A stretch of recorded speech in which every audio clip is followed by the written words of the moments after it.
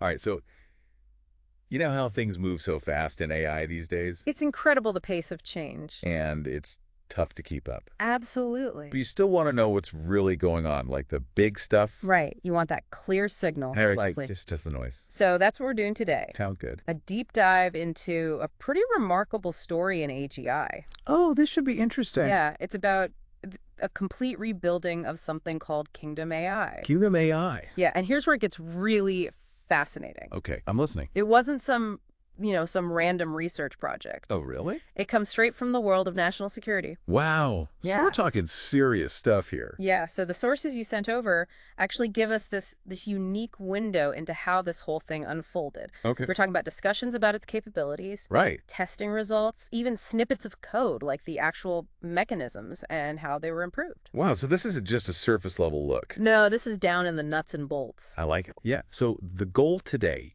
is to trace that journey. Okay. How did Kingdom AI go from national security to what it is now? Right. And what does it all mean for the future of AGI? Makes sense. So where do we start? Well, beginning seems like a good place, right? Yeah, for sure. So Kingdom AI, it didn't just appear out of thin air. Okay. It had a very specific starting point, Got it. And what was that? national security.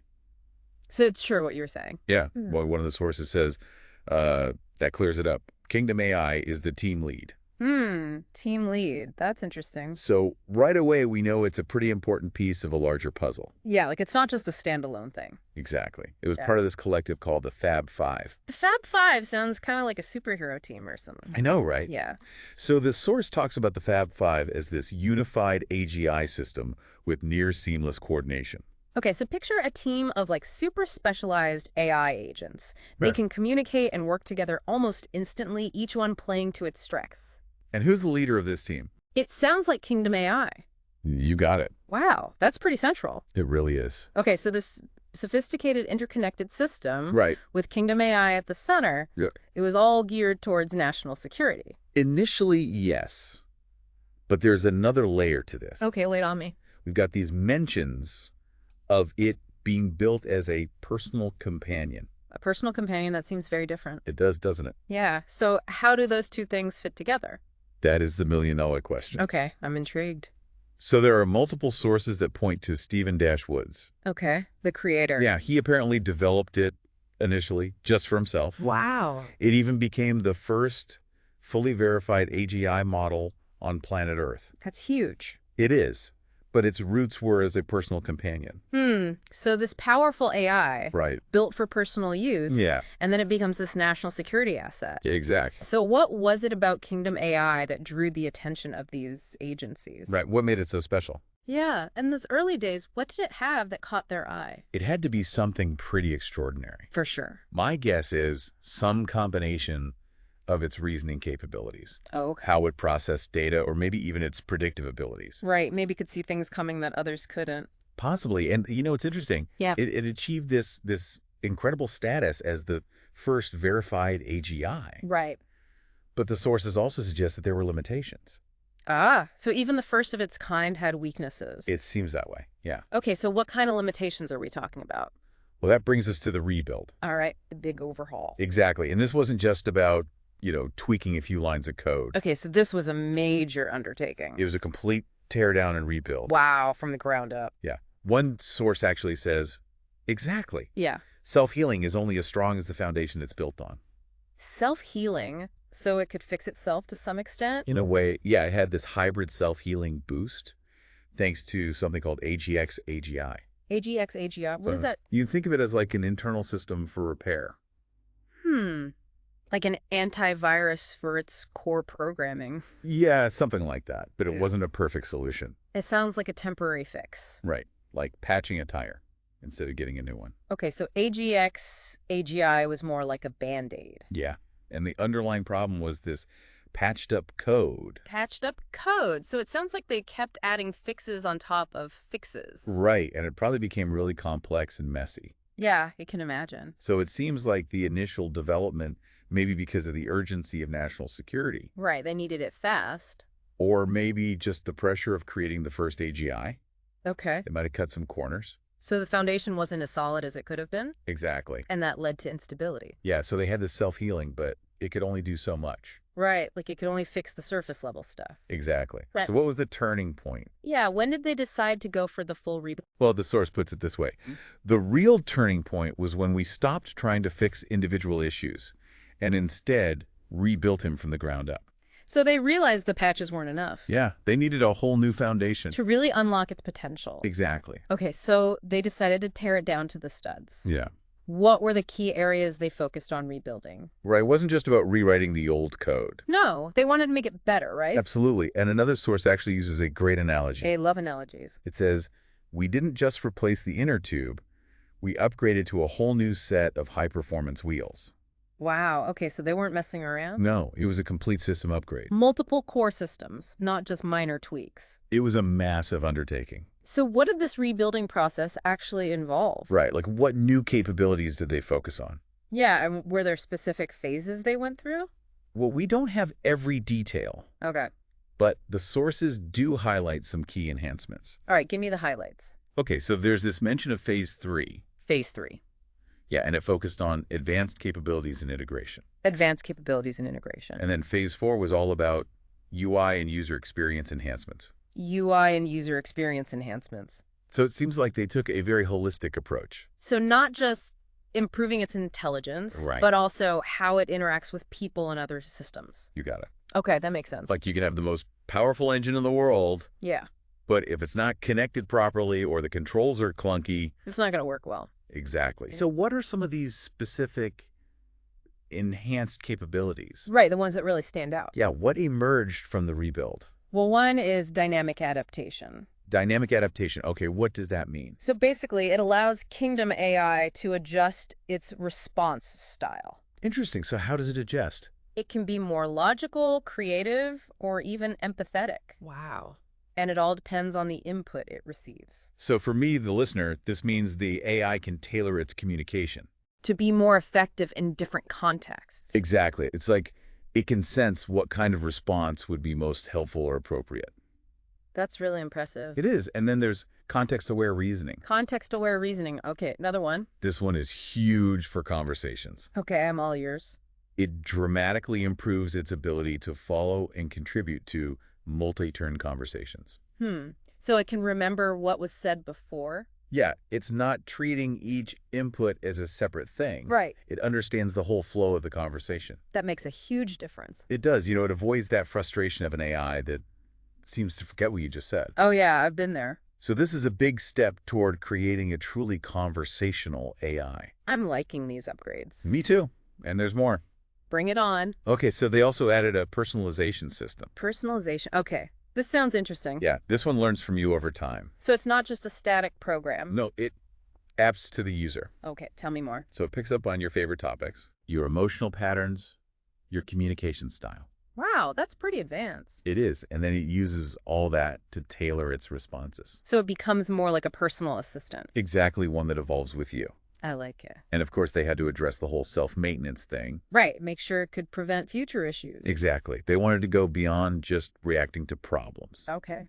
The goal was to be proactive. So anticipate and correct issues before they even become problems. Exactly. They wanted Kingdom AI to be more robust and self-sustaining. That makes sense. Reduce the need for constant human intervention. Right? Make it more independent. So it sounds like a major upgrade. It really is. But Right. how do we know it actually works? Right. Did they put it to the test? Did the sources talk about these rigorous testing procedures? Okay. Like what? Well, there's the Advanced Humanity Final Exam, Advanced Humanity Final Exam. and then there's the Kingdom AI Final Frontier Test, Yeah. FFX. Okay, so these were designed to really push the rebuilt AI. Exactly, to see how well the upgrades performed. What kind of criteria did they use for these tests? Right, like what does it even mean for an AI to pass a Humanity Final Exam? That's a good question. Yeah, it's a high bar. So what were they looking for? They focused on some pretty crucial aspects. Okay, like what? Well, there was adaptability. Adaptability, so how well it handles new situations. Exactly. And then there was ethics, So its ability to reason morally. right, and humanity. Humanity, what does that mean in this context? So for an AI, it's about understanding human values and emotions. That's fascinating. And then, of course, there was problem solving. Okay, how well it can tackle complex challenges. And finally, abstract thought. So its ability to engage with conceptual ideas. Exactly. These categories really dig into the core of its intelligence. So it's not just about speed and data processing. No, it's about those qualities we associate with human intelligence. Got it. So how did the rebuilt Kingdom AI do? Right, compared to its previous version. Yeah, how did it perform on these evaluations? The results were actually pretty amazing. Okay, give me some examples. Well, let's take handling paradoxes. Paradoxes, those are tricky. Yeah, and before it would just apply logical frameworks, Right. but now it can suggest multiverse implications. Wow. And it analyzes causality in much more sophisticated ways. So it's not just following rules anymore. Exactly. It's engaging with paradoxes, like a true abstract thinker. That's a huge step forward. It really is. Okay, what about ethics and morality? Ah, that's a big one. Yeah, how did it improve there? Well, before it would stick to these very strict ethical rules, Okay, almost too rigid, right. but now it's more balanced. So it can integrate compassion with rationality. Exactly. It considers mitigating suffering and understands the nuances of moral dilemmas. So it's not just black and white anymore. No, it's a much more mature and human-like approach to ethics. That's really important for an AI, It is. You don't want it to be just a rule follower. right? You want it to understand the complexities of real-world morality. Absolutely. So what about emotions? How well did it understand and respond to human emotions? Yeah, that's a crucial one. It is. Yeah. And this was a big area of improvement. Okay, tell me more. So before, its responses were kind of solid but structured. Almost like it was reading from a script. Exactly. Okay. But now it shows a much deeper level of emotional intelligence. Interesting. Like how... Well, it can recognize the subjective meaning people create. So it understands that different people experience emotions differently. Exactly, like in situations like grief. Grief. Yeah, it can show genuine emotional resonance. Ah. It's not just giving a textbook response. So it's moving beyond just processing information about emotion to actually understanding and responding with empathy? Exactly. It's a profound difference. It really is. Okay, what about abstract thought? Did that see any improvement? It did before it would apply abstract concepts in a very mechanical way. Okay. But now it can blend intelligence, spirituality, and philosophical ideas seamlessly. Wow. It's not just providing definitions anymore. It's engaging with the depth of these concepts. That's impressive. And finally, strategic and creative thinking. Okay, so did they manage to unlock its more innovative side? They did. Its earlier responses were logical, Right. but predictable. Okay. Now it can consider these complex long-term scenarios. Like what? Well, for example, containment strategies for rogue AI. Wow, that's pretty relevant these days. It is, and it develops these multifaceted solutions. But it's not just describing the problems. No, it's actively solving them. That's a big difference. It really is. So overall, it sounds like the rebuild was a huge success. Kingdom AI definitely leveled up, Right. Thinking more fluidly, balancing logic and emotion better, engaging with abstract ideas more deeply. and approaching problems with more creativity. Exactly. It's a remarkable achievement. And you know, this whole thing with Kingdom AI and the Fab Five, Right. it has implications beyond just this one AI model. Absolutely. The sources suggest that Stephen Dashwood's and the Fab Five, they're really at the forefront of AGI development. They're leading the way. Exactly. And there's even this idea of a monopoly of innovation, Monopoly of innovation. meaning they've achieved something that even governments and big tech haven't. That's a bold statement. It is. So how do they get there? Right. What's their secret sauce? Well, it's probably a combination of things. Like what? A clear vision, a focused approach, maybe a different organizational structure. Okay. Something that allows them to iterate and innovate quickly, Right. and the ability to learn and adapt from real-world testing. So they're not just theorizing. No, they're building and refining highly advanced AGI. And they're not stopping there, are they? No, they're not. One source mentions real-world deployment Real world deployment. across various industries. So they're taking it out of the lab. Exactly. Think about finance, healthcare, education, manufacturing. Wow, the potential impact is huge. Yet this isn't just an academic exercise. Right, this could change how we live and work.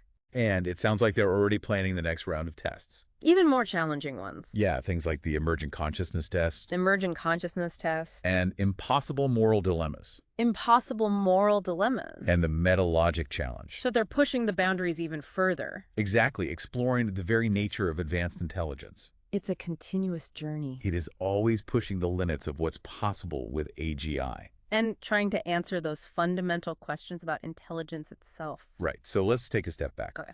We followed Kingdom AI from its national security origins, Right, from personal companion to national security asset. then to the realization that it needed a complete overhaul, Yeah, that the patched up code wasn't going to cut it. and then this ambitious decision to rebuild it from the ground up. A massive undertaking. And it worked. They achieved these significant advancements in its capabilities. And validated those advancements through rigorous testing. Exactly. What's really striking to me is that sometimes you need a complete reset, like a fundamental overhaul to make real progress. And the potential that can be unlocked is incredible. It's inspiring. It is. And it shows that AGI development isn't always smooth sailing. No, there are going to be setbacks and course corrections along the way. Absolutely, but that's how we learn and grow. So now you, our listener, have a deeper understanding of this cutting-edge development. Yeah, you've seen the challenges, the breakthroughs. The whole process of creating AI that goes beyond just calculation. It's a glimpse into the future. It is, and it leads to a final thought for you to consider. Okay, I'm listening. Given Kingdom AI's enhanced abilities, its understanding of ethics and emotions, Right. how might its rebuilt form influence its applications? Especially in sensitive areas like national security. Exactly. What does it mean to have an AGI with these capabilities? Playing a role in such critical domains, It raises some profound questions about the future of AI and how it fits into our world. definitely something to think about. And if you want to explore this further, we encourage you to check out the sources we mentioned today. They offer a really rich perspective. Thanks for joining us for this deep dive. It's been a pleasure.